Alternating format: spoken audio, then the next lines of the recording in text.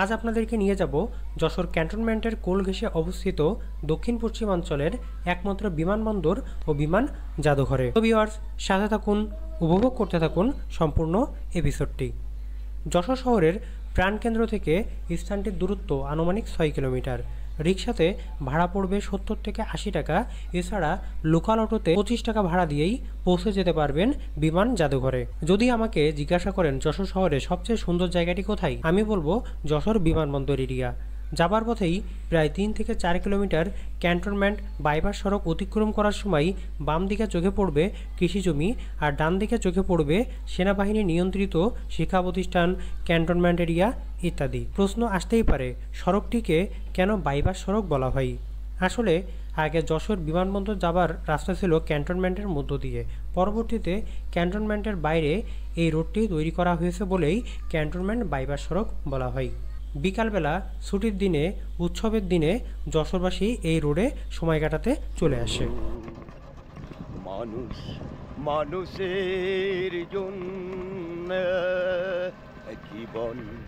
জীবনের জন্য একটু সহানুভূতি কি মানুষ কি পেতে পারে না ও বন্ধু?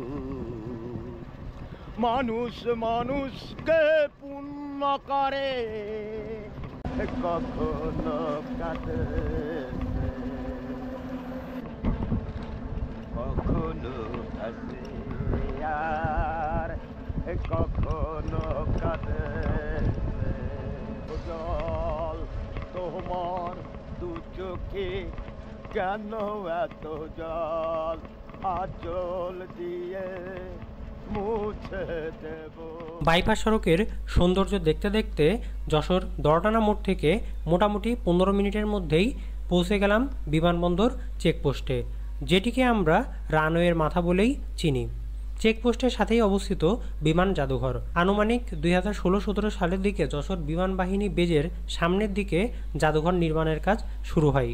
বর্তমানে জাদুঘরের প্রবেশ ফি সামরিক 20 টাকা এবং বেসামরিক 40 টাকা এবং 5 বছরের নিচে শিশু, মুক্তিযোদ্ধা পরিবারের সন্তান ও অটিস্টিক শিশুদের জন্য কোনো প্রবেশ মূল্য নেই। ভিতরটা বেশ সাজানো গোছানো। ভিতরের গাছগুলা বড় হয়ে গেলে ভবিষ্যতে আরও বেশি সুন্দর লাগবে, এটা বোঝাই যাচ্ছে। পরিবার বাচ্চাদের নিয়ে সময় কাটানোর জন্য খুবই ভালো একটি জায়গা। শিশুদের জন্য অনেক রাইডের ব্যবস্থা আছে। ভাগ্যে থাকলে এখান থেকে বিমানের অবতরণও দেখতে পারবেন।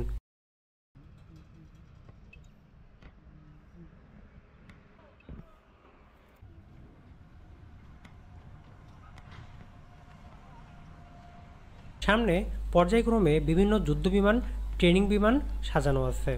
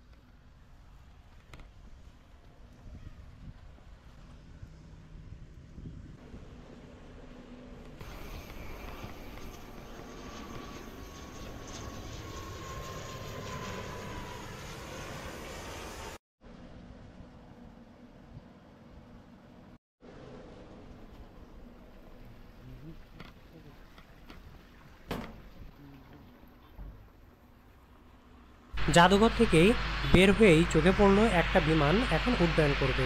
এইটা উপভোগ করে আমরা সোজা চলে যাব এয়ারপোর্ট টার্মিনালে। যশোর শহরে 4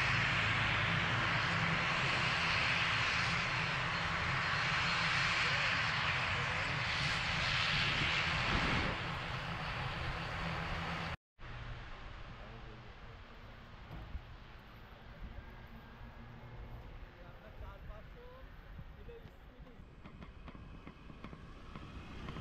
6 থেকে 7 মিনিট হেঁটে আমরা এয়ারপোর্ট টার্মিনাল চলে আসলাম। পাশাপাশি দুইটা বিল্ডিং দেখা যাচ্ছে। বাম দিকের বিল্ডিংটা ব্রিটিশ পিরিয়ডে তৈরি, আর ডান দিকের বিল্ডিংটা 2023 সালে উদ্বোধন করা হয়েছে। যশোর বিমানবন্দরটি বাংলাদেশ বেসামরিক বিমান চলাচল কর্তৃপক্ষ বা ক্যাব দ্বারা পরিচালিত এবং রক্ষণাবেক্ষণ করা হয়। বাংলাদেশ বিমান বাহিনী এই বিমানবন্দরটিকে বাংলাদেশ বিমান বাহিনী ঘাঁটি বীরশ্রেষ্ঠ মতিউর রহমান যশোরের অংশ হিসেবে এবং বাংলাদেশ বিমান বাহিনী একাডেমির প্রশিক্ষণ কেন্দ্র হিসেবে ব্যবহার করে। বর্তমানে যশোর বিমানবন্দর থেকে সরাসরি ঢাকার ফ্লাইট চলাচল করে।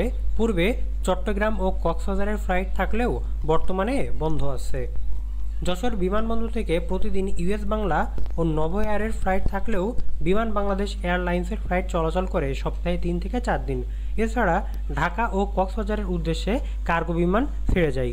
1942 সালে যুক্তরাজ্য দ্বিতীয় বিশ্বযুদ্ধে জড়িয়ে পড়লে যশোরে বিমান ঘাঁটি নির্মাণ কাজ শুরু হয়। 6 মাসের মধ্যে ব্রিটিশ বিমান বাহিনীর উপযোগী একটি বিমানবন্দর চালু হয়। 1945 সাল পর্যন্ত এই বিমান ঘাঁটি সচল ছিল। এরপর ভারত ভাগ হলে 1950 সালে যশোরে পাকিস্তান সেনাবাহিনী ও বিমান বাহিনীর ঘাঁটি স্থাপন করে। 1956 সালে যশোরে পূর্ণাঙ্গ বিমানবন্দর চালুর উদ্যোগ নেওয়া হয়। তবে যশোরে পূর্ণাঙ্গ বিমানবন্দর চালু হয় 1960 সালে। সে সময়ে পিআইএ বা পাকিস্তান ইন্টারন্যাশনাল এয়ারলাইন্স চট্টগ্রাম, যশোর, ঈশ্বরদী ও ঢাকা থেকে ফ্লাইট পরিচালনা শুরু করে। তবে যশোর বিমানবন্দরের সেই জৌলুস ও ব্যস্ততা এখন অনেকটাই কমে গেছে পদ্মা সেতু হবার কারণে। পদ্মা সেতু হবার আগে যশোর বিমানবন্দর থেকে দৈনিক 15 থেকে 16টি ফ্লাইট পরিচালনা করা হতো, যেটি এখন কমে দাঁড়িয়েছে মাত্র 4 থেকে 5টিতে। পদ্মা সেতু হবার আগে প্রতিটা বিমান সংস্থার যশোর থেকে খুলনা ও সাতক্ষীরা এর শাটল সার্ভিস ছিল। এখন শাটল সার্ভিস আর নেই, কারণ খুলনা বা সাতক্ষীরা থেকে যশোর এসে চেক ইন করে ফ্লাইট ধরতে না যতটা সময় লাগে তার চাইতেও কম টাইমে পদ্মা সেতু হয়ে ঢাকা পৌঁছানো যায়। যশোর বিমানবন্দর এরিয়ায় বেশ ভালো একটা সময় কাটিয়ে আমরা আবার ব্যাক করছি। ভিডিওটি কেমন লাগলো অবশ্যই কমেন্ট করে জানাবেন। যদি ভালো লেগে থাকে তাহলে প্লিজ চ্যানেলটি সাবস্ক্রাইব করে পাশে থাকবেন। দেখা হবে পরবর্তী এপিসোডে। সেই পর্যন্ত আপনারা সবাই সুস্থ থাকুন, ভালো থাকুন। আল্লাহ হাফেজ।